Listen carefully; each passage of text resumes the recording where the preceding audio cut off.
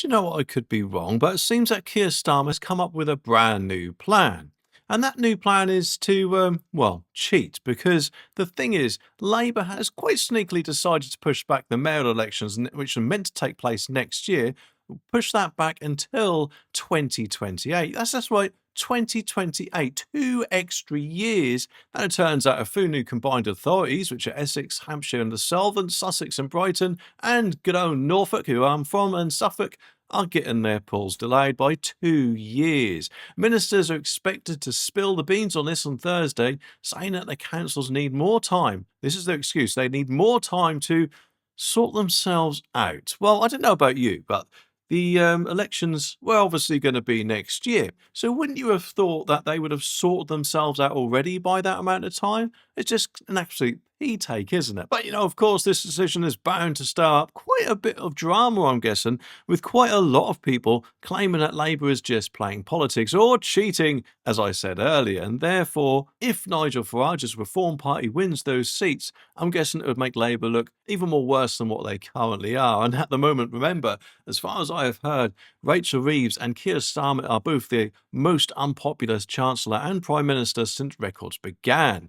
And this bloodbath of mayoral elections down the road, which if it had happened, would have just added to that, wouldn't it? So I'm guessing that's why they're pushing it back. Although, let's face it, Keir Starmer isn't going to really want to confirm that, is he? These elections were supposed to happen next May, alongside other council elections, but now Reform UK is calling out Labour for what they see it as a blatant attempt to stop big wins for their party, and I completely agree with that. And Nigel Farage, what does he say? Well, he's absolutely fuming because of a bunch of council elections in areas Reform is eyeing up have been postponed as well. So there's just adds to this, doesn't it?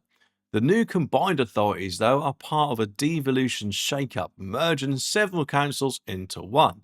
And ministers are planning to use the announcement to promise, I get this, a whopping £200 million every year from the Labour money tree, I'm guessing, for the next 30. That's right, 30 years for 6 new devolved mayors. And these mayors will have the cash to boost their local economy and apparently speed up house building. Could it be for the amount of illegal boat people that I'm guessing Labour expects to take in this new one in, one out deal? Something tells me I'm not far wrong with that. And apparently the government will lay out the funding details for these in due course. No doubt, I'm guessing they'll probably have to work it out for themselves first, eh? Because let's face it, it often seems, doesn't it, that Labour do or say one thing and do a bally dance and U-turn the next. And hopefully they'll actually be forced to do one on this sooner rather than later.